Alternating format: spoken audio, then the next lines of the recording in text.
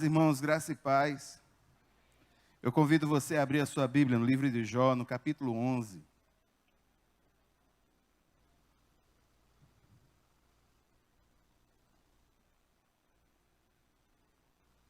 Como nós falamos e sempre temos colocado algum dito, alguma coisa para lembrar, os discursos que partem dos amigos de Jó. A gente já falou sobre o discurso, o primeiro discurso dele faz. Fez o que fez porque não sabe o que ele faz. Em seguida, a gente viu o discurso de Bildade. Bildade, ele vem sem piedade. E agora vamos a Zofar. Quando a gente pensa que não pode piorar, entra Zofar. Capítulo 11. Capítulo 11, o argumento de Zofar é que Jó não está recebendo toda a disciplina que Deus deveria lhe dar, por ser arrogante e falador, e está desperdiçando a vida por teimar em não se arrepender. Quem é Zofar? Zofar, o nome significa áspero, mas também pode ser pardal. E Zofar é aquele que vai criticar Jó a partir de um ponto de vista dogmático e moralista, radical dogmático, afirmando que Deus conhece o pecado quando o vê. Então, Jó, você é culpado de pecado. Aquilo que ele faz insinuava, aquilo que Bildade utilizou os filhos de Jó como exemplo, Zofar vai estourar direto, escarnecendo da vida de Jó. O texto diz assim, Jó capítulo 11, então Zofar de Naamate respondeu, ficarão sem respostas todas essas palavras? Irá confirmar-se o que esse tagarela diz? Sua conversa tola calará os homens? Ninguém o repreenderá por sua zombaria? Você diz a Deus, a doutrina que eu aceito é perfeita e sou puro aos teus olhos. Ah, se Deus lhe falasse, se abrisse os lábios contra você e lhe revelasse os segredos da sabedoria, pois a verdadeira sabedoria ela é complexa. Fique sabendo que Deus esqueceu alguns dos seus pecados. Você consegue perscrutar os mistérios de Deus? Pode sondar os limites do Todo-Poderoso? São mais altos que os céus. O que você poderá fazer? São mais profundos que as profundezas. O que você poderá saber? Seu comprimento é maior que a terra, a sua largura é maior que o mar. Se ele ordena uma prisão e convoca o tribunal, quem poderá opor-se? Pois ele não identifica os enganadores e não reconhece a iniquidade logo que a vê, mas o tolo só será sábio quando a cria do jumento selvagem nascer homem. Contudo, se você lhe consagrar o coração e estender as mãos para ele, se afastar das suas mãos o pecado e não permitir que a maldade habite em sua tenda, então você levantará o rosto sem envergonhar-se, será firme e destemido. Você esquecerá as suas desgraças, lembrando-se apenas como águas passadas. A vida será mais refulgente que o meio-dia e as trevas serão como a manhã em seu fulgor. Você estará confiante, graças à esperança que haverá. Olhará ao redor e repousará em segurança. Você se deitará e ninguém lhe causará medo, e muitos procurarão o seu favor. Mas os olhos dos ímpios fenecerão, e em vão procurarão refúgio. O suspiro da morte será a esperança que terão.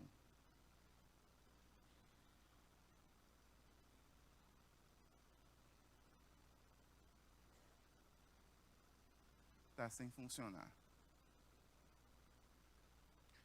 Irmãos, curve sua cabeça por um instante, vamos orar. Pai, muito obrigado, Senhor. Muito obrigado por esse momento e nós te pedimos, Deus, no nome de Jesus, que o Senhor nos ajude. Ilumina essa palavra em nossa mente e que nós possamos ser guiados pelo Teu Santo Espírito às atitudes corretas. Pai, muito obrigado. Nós oramos no nome de Jesus. Amém. Vamos bem devagarinho. Irmãos, dos versículos 1 a 12, Zofar vai pegar muito pesado e vai ter fortíssimas acusações contra Jó. Veja como começa. Zofar de Naamate respondeu: ficarão sem resposta todas essas palavras? Irá confirmar-se o que esse tagarela diz? Sua conversa tola calará os homens? Ninguém o repreenderá por sua zombaria? Você diz a Deus: a doutrina que eu aceito é perfeita e sou puro aos seus olhos. Irmãos, Zofar revela falta de compaixão ao deixar de se colocar no lugar de Jó antes de condená-lo, e o faz com palavras muito fortes, muito duras. Zofar praticamente chama Jó de tagarela, chama-o de que sua conversa é uma conversa tola, e Zofar, ele não está inteiramente certo naquilo que ele condena Jó. Eu gostaria que você prestasse atenção a isso. Jó foi sincero no seu coração, levando a Deus as suas queixas e questionando coisas que, no entender dele, ele percebia que era injusto. Mas Jó, em momento nenhum, Jó zomba de Deus. E aqui Zofar está dizendo, de forma muito clara, que a conversa de Jó e o que Jó faz é uma zombaria. Veja no versículo 3, ninguém o repreenderá por sua zombaria. É Zofar quem está acusando Jó de zombaria. Zofar também acusa Jó de uma outra coisa falsa. No versículo 4, Zofar diz: Jó, você diz a Deus, a doutrina que eu aceito é perfeita. Isso é uma expressão no sentido de dizer que a doutrina que eu tenho entendimento, essa é sim, eu aceito, ela é perfeita, e eu sou puro aos olhos do Senhor. Outro erro, outro ponto falso. Por quê? Porque Jó não tinha, Jó declara que ele é inocente, no sentido de que o seu sofrimento não corresponde com alguma culpa ou alguma coisa que ele pense ter feito. Ele se acha injustiçado. Ele não está dizendo que é impecável. Ele não disse em momento algum que era inculpável, impecável, irrepreensível. Não, ele admite a sua culpa, o seu erro, pelo menos 2 vezes. No capítulo 10, no versículo 7, no capítulo 10, no versículo 15.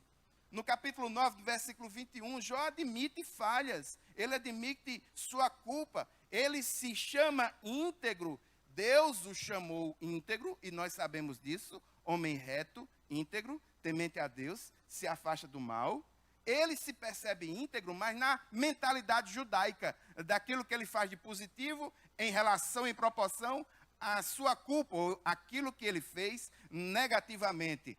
E nesse sentido, Zofar o acusa de que ele estaria chamando a si de impecável, de perfeito. Mas Jó, em nenhuma ocasião, aplica essas palavras que Zofar está falando, aplica a eles. E o que é pior, a coisa ainda fica pior no discurso de Zofar. Versículos 5 e 6. Ah, se Deus lhe falasse e abrisse os lábios contra você e lhe revelasse os segredos da sabedoria, pois a verdadeira sabedoria é complexa. Aí Zofar diz: fique sabendo que Deus esqueceu alguns dos seus pecados. Ou seja, fique sabendo que o que você está sofrendo ainda é pouco. Ele não foi punido na totalidade dos pecados, não. Se fosse na totalidade, você estaria morto, muito provavelmente, pegando o raciocínio de Bildade, que utilizou os filhos de Jó como exemplo. Então, fique sabendo que é pouco, viu, Jó? Fique sabendo que é pouco. Aqui eu quero lembrar aos irmãos que Jó se encontra numa vala, coçando as suas feridas com caco de telha, com chagas externas, chagas internas, questões emocionais fortíssimas, sendo acusado, numa primeira vez, por um religioso ortodoxo, numa segunda vez, por um outro louco que vai sem piedade, e agora sendo diretamente acusado por Zofar, que entra realmente com os 2 pés, as 2 mãos. E ele faz isso na sua ortodoxia. Zofar exalta a soberania divina. Olha só, versículos 8 a 7 a 9. Você consegue prescrutar os mistérios de Deus? Você pode sondar os limites do Todo-Poderoso? São mais altos que os céus. O que você poderá fazer? São mais profundos que as profundezas. O que você poderá saber? Seu comprimento é maior que a terra e a sua largura é maior que o mar. Zofar aplica aqui uma coisa que é muito comum da forma judaica de raciocinar. Paulo faz isso quando ele fala sobre o amor de Deus em Efésios, a altura, a profundidade, o comprimento. Perceba que Zofar utiliza esse mesmo tipo de coisa para falar sobre a magnitude da soberania de Deus, mais alto que os céus, mais profundo que as profundezas, comprimento maior que a terra, a sua largura maior. É uma forma de pensar. E aqui ele termina, ele exalta a soberania de Deus na frente de Jó, mas ele termina com ironia. Qual é a ironia? Versículos 10 a 12. Pode passar, meu irmão. Se ele ordena uma prisão e convoca o tribunal, quem pode opor-se? Verdade, porque ele é soberano. Ele não identifica os enganadores e reconhece a iniquidade logo que vê? Verdade. Aí ele termina com ironia. Qual é o tom irônico? O tolo só será sábio quando a cria do jumento selvagem nascer homem.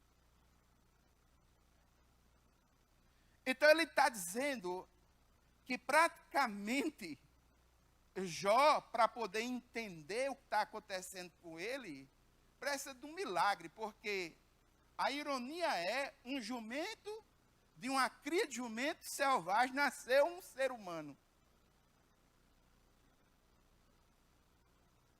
Então, Zofar termina essas acusações com um tom irônico e sugere com essa expressão que só um milagre pode transformar a cabeça de Jó, esse jumento, né?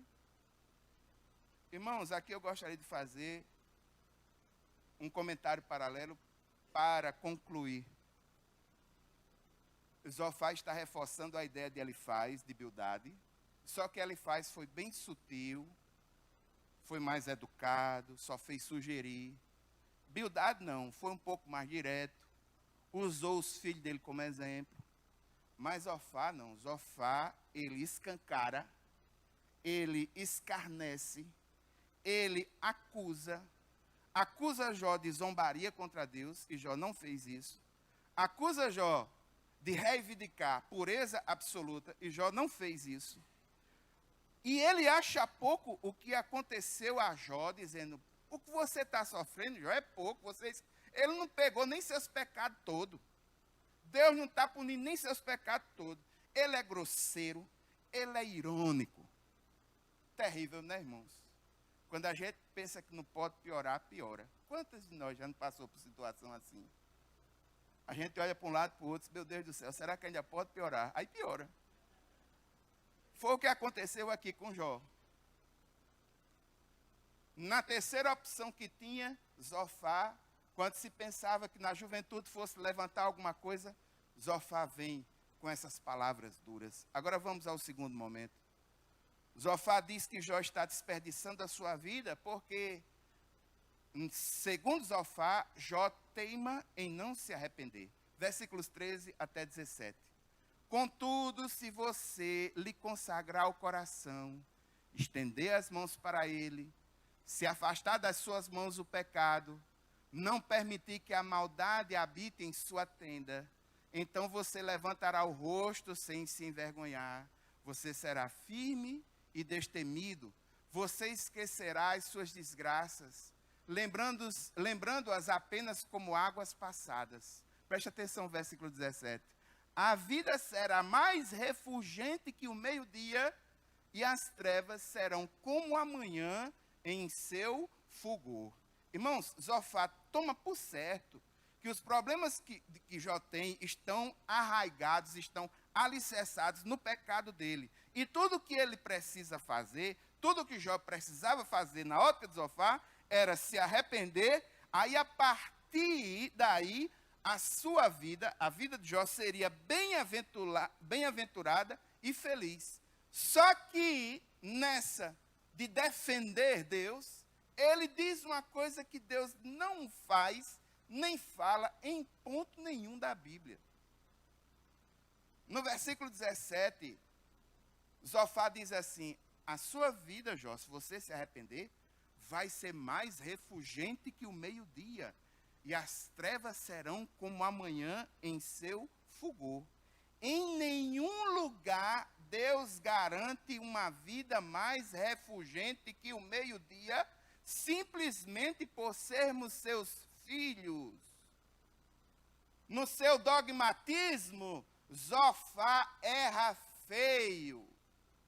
Na sua ânsia de defender Deus, ele propaga uma ideia teologicamente questionável.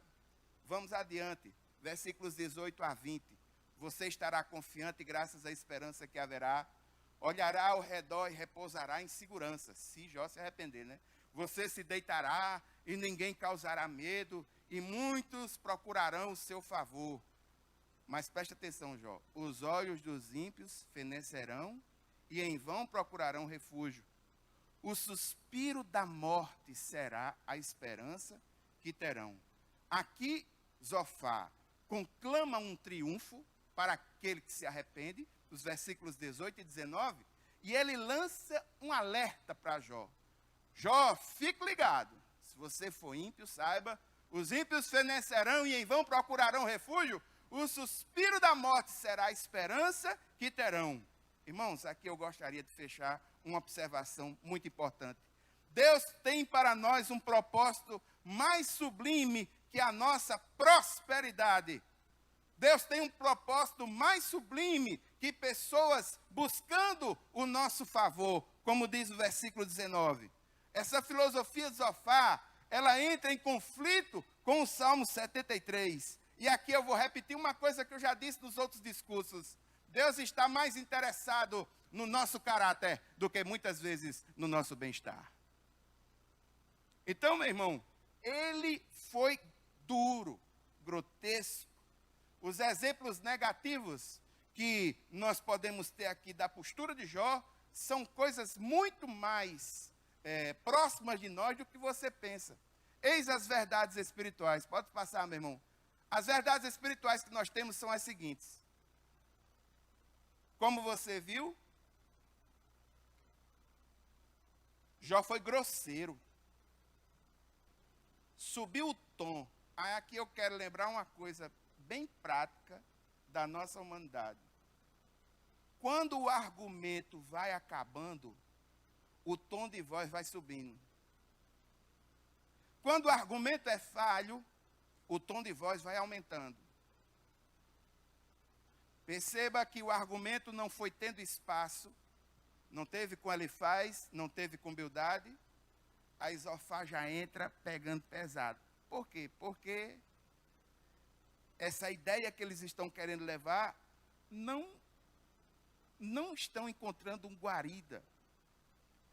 E aqui, irmãos, geralmente pessoas sem argumento impõem seu tom de voz, impõem sua grosseirice, muitas vezes para intimidar, muitas vezes para ser respeitado.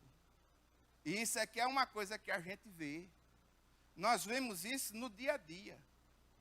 Quantos e quantos discursos as pessoas, ao invés de quererem ganhar as pessoas pelo raciocínio, pelo amor, colocam práticas grosseiras, gritam e às vezes até xingam, escarnecem das outras pessoas.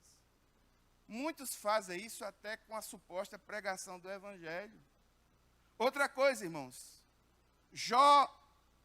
Zofá acusou Jó com coisas que ele não fez. Se você está espantado com fake news, há um fake news aqui, a gente acabou de passar um. Como é o fake news? O fake news, ele tem aparência de verdade, mas é mentira. Ele surge com aparência de verdade, mas é mentira, isso é um falso testemunho. Ele disse que Jó havia zombado de Deus, e Jó não zombou de Deus. Jó colocou suas queixas perante Deus. Mas zombar, escarnecer de Deus, em ponto algum, até agora Agora Jó fez isso. Então, ele levanta falso testemunho contra Jó. Em ponto nenhum, Jó admitiu ser um homem impecável. Falso testemunho. Terceira coisa que a gente vê aqui, sabe o que é? De uma certa forma, Zofar ainda desejou o pior para Jó. Que ele chega para Jó e diz, olha, nem todos os seus pecados foram pegos, não. É para pegar tudo. É para lhe estraçalhar mesmo, é para lhe acabar. Tratou Jó com desdém. Achou pouco sofrimento. Não foi solidário. Não quis se indispor contra Deus. Declarou abertamente. Trata com desdém. Trata com ironia. Disse uma coisa que Deus nunca tinha dito. E aqui a gente precisa ter cuidado com o problema de hoje. Tenha cuidado com o radicalismo. Muito cuidado com o radicalismo. Calvino, em uma das suas institutas, ele diz uma coisa que é no mínimo inusitada. Ele diz, Satanás é o pai dos extremos. E aqui a gente vê uma atitude extremada de radicalismo por parte de Zofar.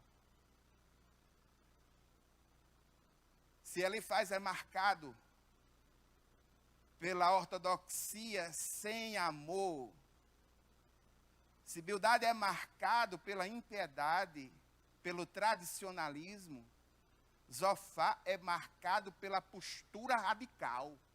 Um cara radical. Radicalismo extremo.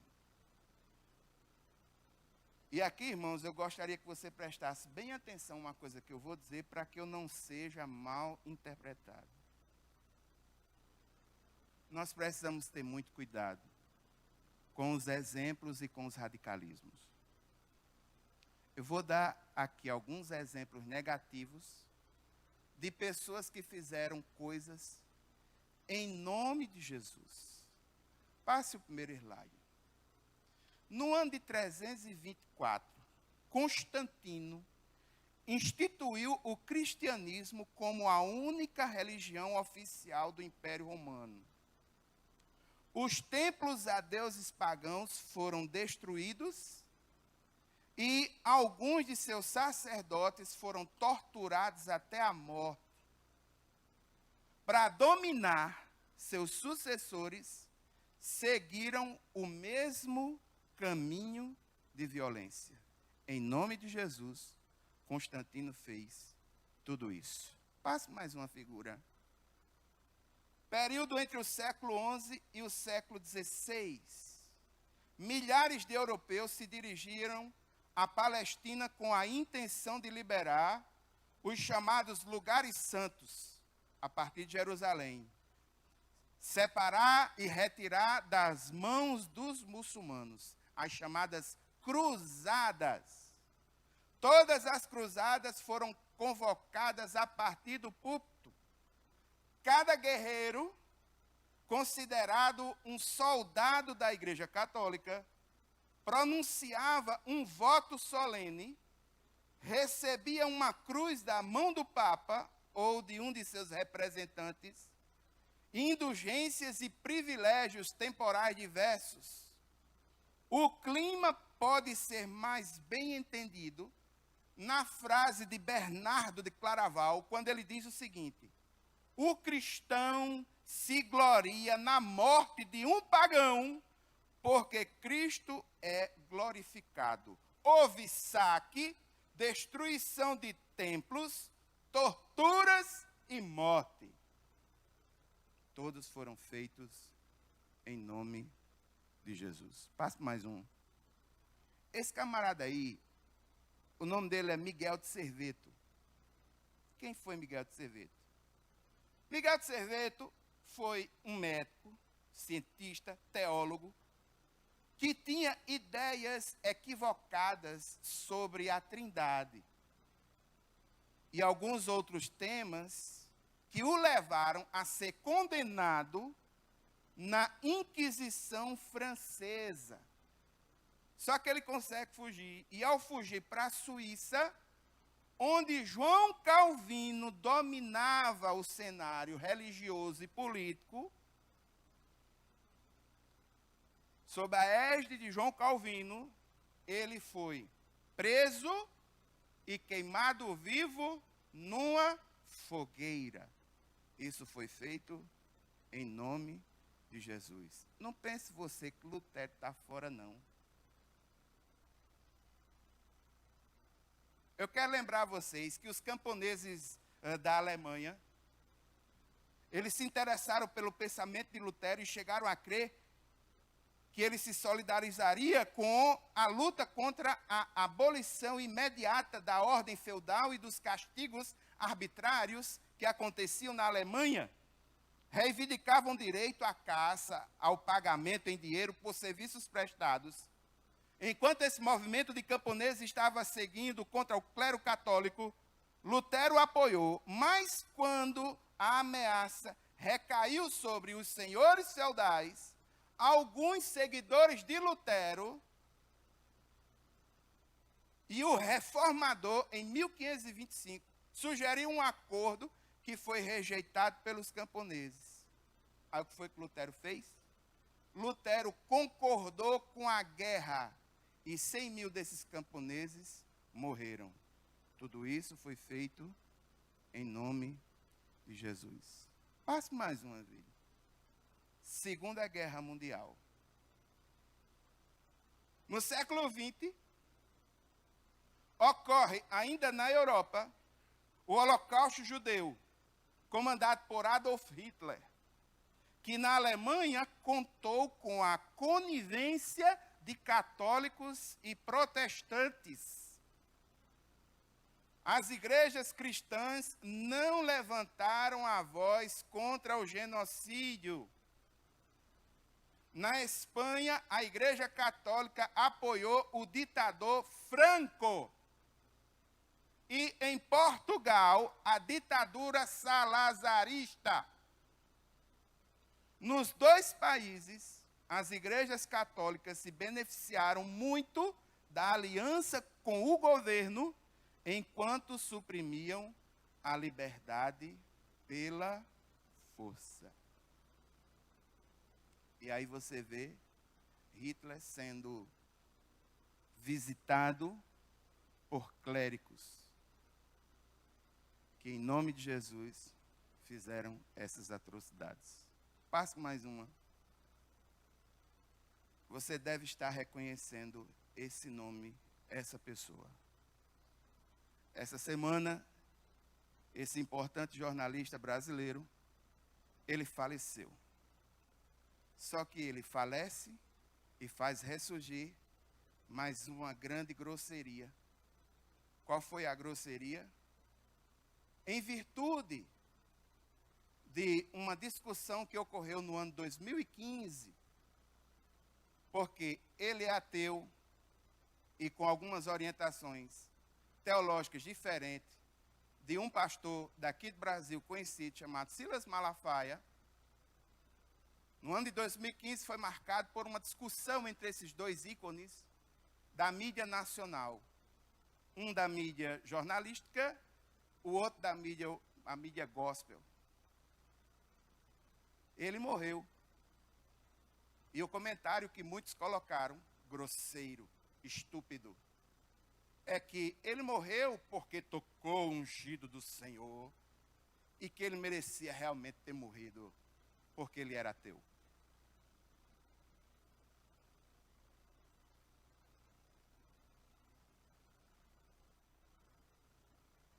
Irmãos, me perdoem. Eu tenho respeito por Deus e por sua palavra. E eu estou aqui para falar a verdade. Se você se sente mal com todos esses exemplos negativos que eu dei, louvado seja o nome do Senhor. O Espírito Santo de Deus está construindo em você um caráter semelhante ao de Cristo. Mas nem tudo é assim, irmãos. Nós sabemos que esse mesmo Evangelho inspira coisas profundas, positivas e boas. Passa aí, meu irmão, mais uma.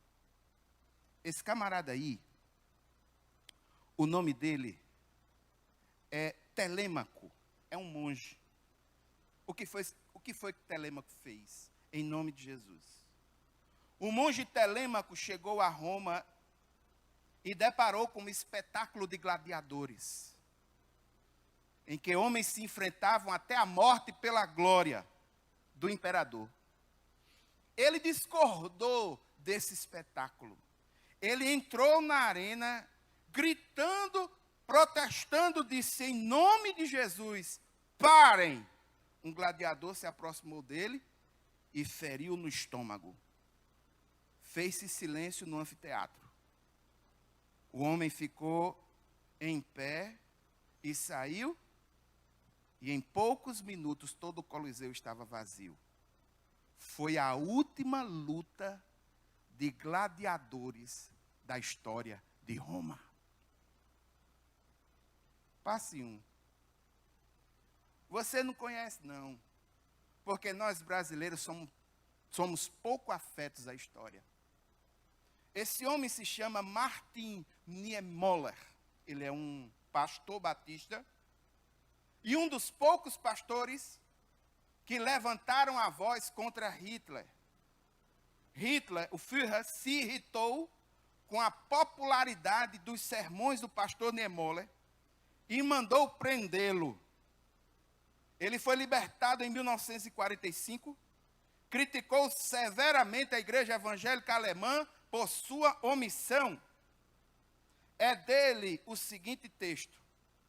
Primeiro, falando sobre os alemães, primeiro eles investiram contra os comunistas, mas eu não era comunista e me calei.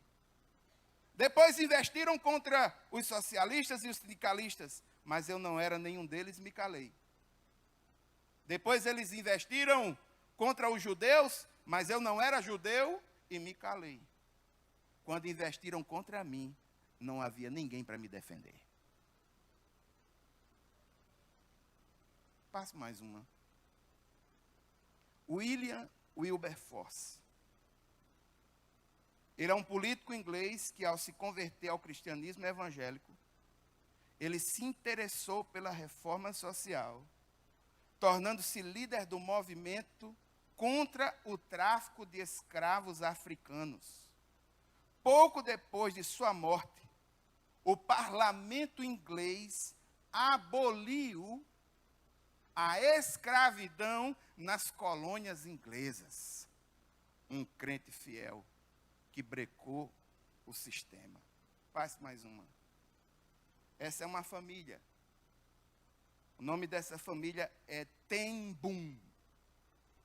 A pessoa mais importante aí é uma mulher chamada Corrie Ten Boom. Durante a Segunda Guerra Mundial, a casa dos Ten Boom se transformou num refúgio para aqueles que fugiam do nazismo. Eles, quem são? O pai, Casper, e as filhas, Corrie, autora de um livro chamado O Refúgio Secreto. E a outra irmã chamada Betsy, eles arriscaram a vida resistindo pacificamente em decorrência de sua fé. Eles esconderam judeus, esconderam estudantes que se recusavam a cooperar com o nazismo e membros da resistência holandesa. Cerca de 800 judeus escaparam da morte graças a essa família. 4 membros dessa família morreram na prisão. Apenas uma ficou viva, a Corrie Ten Boom. Passe mais um. Esse você conhece. Pastor Batista Martin Luther King Jr. Nos Estados Unidos, o preconceito racial estava de tal modo arraigado que muitas pessoas morreram por defenderem a igualdade dos direitos para todos. Entre eles estava esse pastor batista, Martin Luther King Jr. Seus discursos e suas ações contra a violência formaram a consciência de uma geração. O que foi que aconteceu com ele? Acabou assassinado. Mas o país já havia mudado e mudava mais ainda. Agora eu vou dizer uma coisa que vocês não sabem sobre o Martin Luther King Jr. A mãe de Martin Luther King Jr., a esposa de Martin Luther King, pai, ela foi assassinada por um branco na frente da igreja. Mais especificadamente, diante do coral aonde cantava, tendo esse coral praticamente como testemunha. O pai de Martin Luther King, ao contemplar isso, ele diz: eu não posso odiar uma pessoa. O filho, quando recebeu o Prêmio Nobel da Paz, ele anotou: eu me recuso a aceitar a cínica ideia de que nação após nação precisam desencadear uma corrida militarista até o inferno de uma destruição termonuclear. Eu creio que a verdade desarmada e o amor incondicional terão a palavra final. E isso porque o direito temporariamente derrotado é mais forte do que o mal triunfante. Se você se identificou com esses exemplos, louvado seja o nome do Senhor. Você não é um radical, inclusive porque atitude radical mesmo, quem teve foi esse grupo. Passe mais uma. A Igreja Batista de Brumadinho, ela transformou uma parte do templo numa lavanderia para lavar a roupa daqueles que estavam trabalhando lá na lama. Lavar, esterilizar e deixar entregar preparadinho para eles. Uma atitude de amor, uma atitude de solidariedade. Eu agradeço aos irmãos pelo silêncio e eu entendo que aqui não está tendo nenhuma distorção de comunicação. Mas nós precisamos, irmãos, ter muito cuidado com as expressões de radicalismo. Porque na medida em que os chamados evangélicos vêm crescido numa escala, muitas pessoas estão tomando abuso de nós. Por causa de radicalismos, palavras, posições extremadas. Coisas que, em tese, não refletem aspecto nem atitude daquele que realmente teve a sua vida modificada por Cristo Jesus. Muitos compram briga por nada, a troco de banana, jogando pérolas aos porcos. Me perdoem. A revolução que nós precisamos não é uma revolução de ortodoxia. A reforma que nós estamos precisando é, sobretudo, uma reforma prática, de evangelizar, de buscar o perdido, de demonstrar amor, de levar uma mensagem de esperança. Eu não estou dizendo que a gente não vai ser apologeta, nem defender a fé. O que a gente não pode ser é um idiota radical, extremado. Nós não fomos chamados para isso. Passe meu irmão. O pastor Israel Belo de Azevedo, que escreveu esses exemplos que eu passei para você, não são palavras minhas. É um texto de um pastor que é reconhecido. É um texto de um homem que é uma bênção. Ele nos orienta a que nós lutemos contra essas coisas. Mas ele admite, no mínimo, 4 coisas que nós precisamos fazer. Irmãos, em primeiro lugar, nós precisamos devolver o nosso sentido crítico das coisas. Precisamos ter uma consciência crítica que nos ajude a ver os erros dos outros e a ver os nossos erros. Inclusive nossos erros no passado e erros nossos de hoje. Nós precisamos ter um sentido crítico de louvar a Deus de fato quando nós acertamos, mas ter um sentido crítico de dizer, estamos errados, e com humildade, levantar o nosso erro e dizer, erramos aqui, que houve problema. Segunda coisa, nós precisamos pedir perdão, irmãos. Nós precisamos pedir perdão. O perdão é algo fundamental. Muitos pedidos de perdão já foram feitos ao longo da história. E aqui eu vou dizer uma coisa aos batistas, nós batistas. Vou escavucar aqui, vou retirar uma múmiazinha. Mas nós precisamos escavucar essa múmiazinha para mexer com o nosso sentido crítico. Eu não sei se você sabia, o pastor se lembra disso. Eu não era vivo. Ele era vivo, mas era jovem. Eu quero deixar isso bem claro. Existe uma pequena diferença de idade entre eu e ele.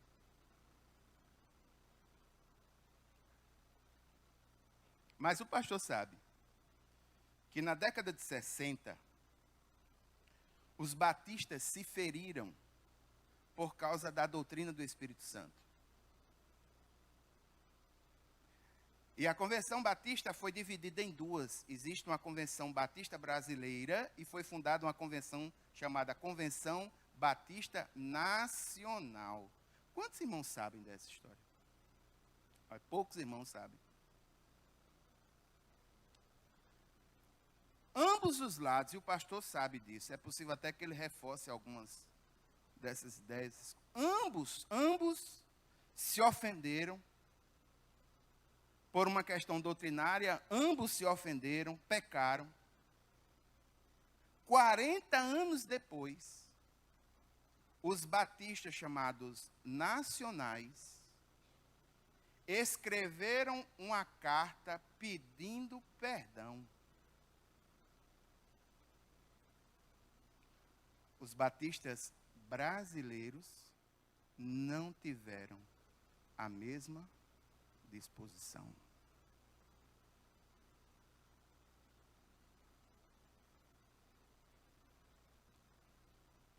Terceira coisa,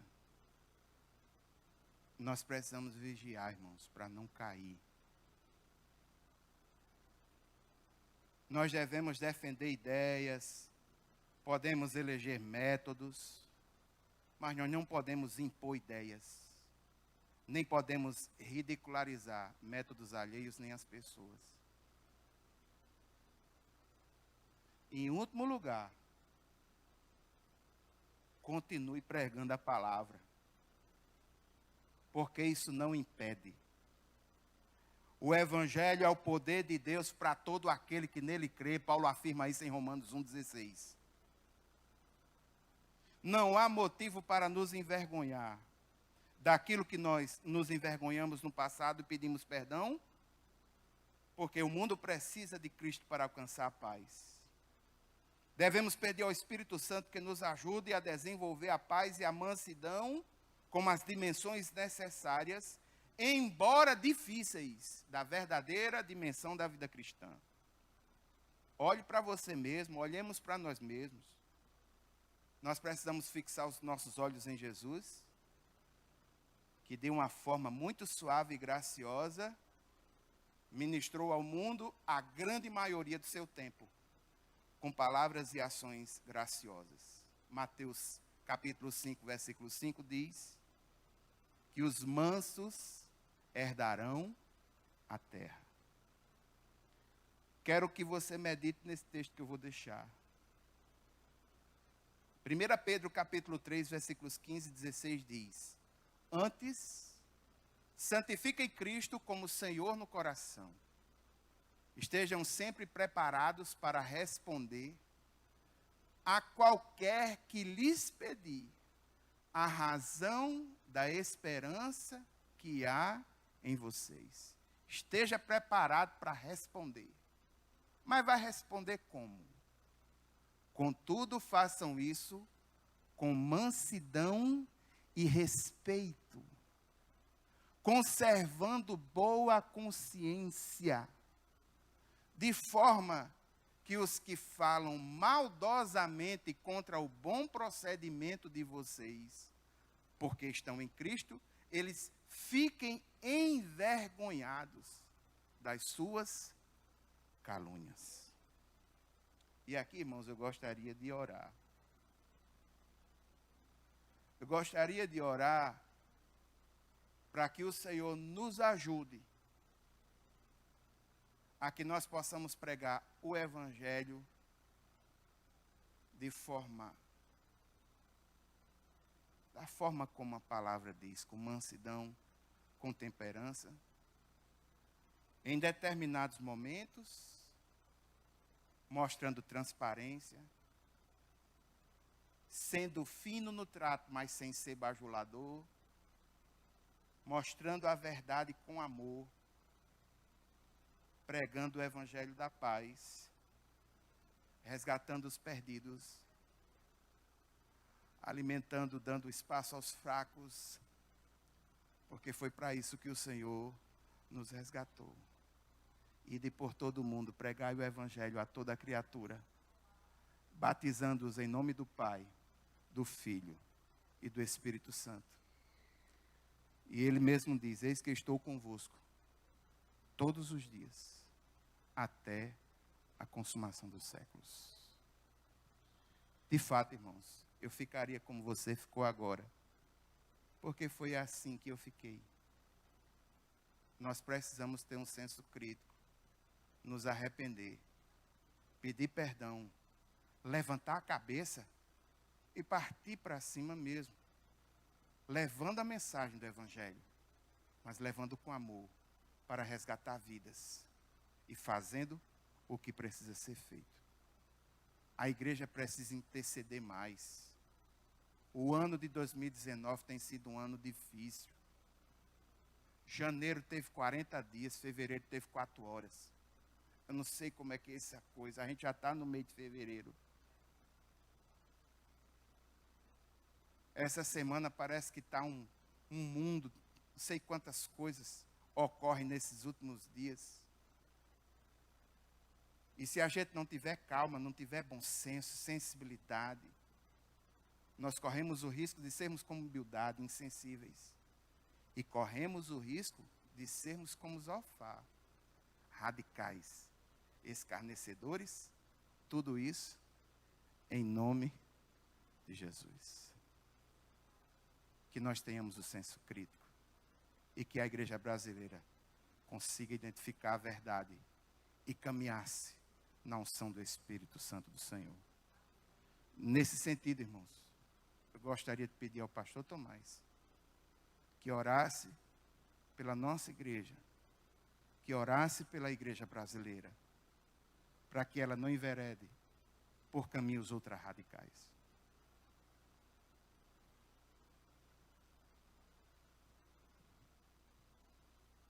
Amados, é exatamente essa a proposta que nós temos como líderes da igreja. A de levar a igreja a ser uma igreja segundo o coração de Deus, que em tudo agrada o Senhor, que pregue, mas que viva o que pregue, que ame e que sirva, sem bairrismos, sem radicalismos. Os irmãos que quiserem e puderem, vamos ajoelhar.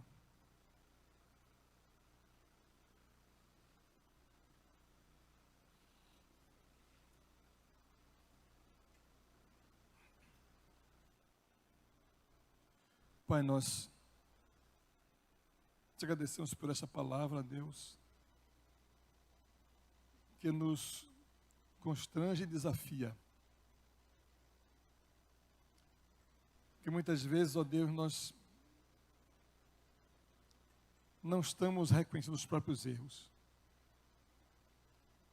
Mas, Senhor, nós queremos te pedir que Teu Espírito Santo possa agir com liberdade em nossas vidas, para nos convencer do nosso pecado, nossas falhas, nossos erros, e nos tornar bastante humildes para reconhecer, pedir perdão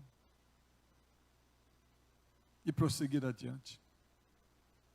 O Senhor nos tem colocado a nós, pastores desta igreja, como líderes, como orientadores.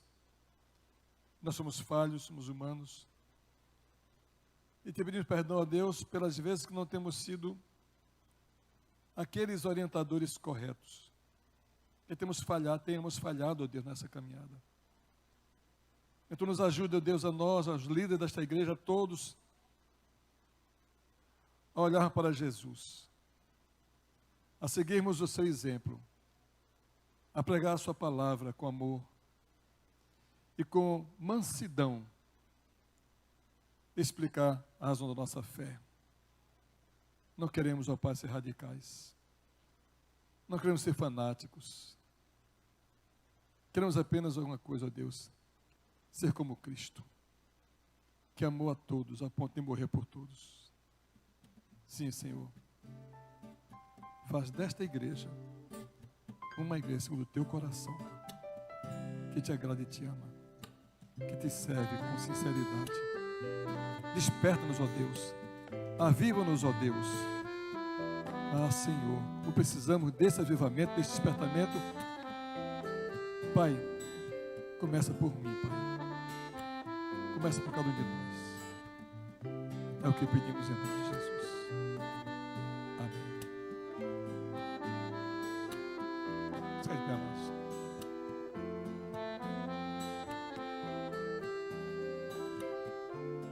Encerra com a bênção apostólica. O amor de Deus, nosso Pai. A graça do Senhor Jesus Cristo.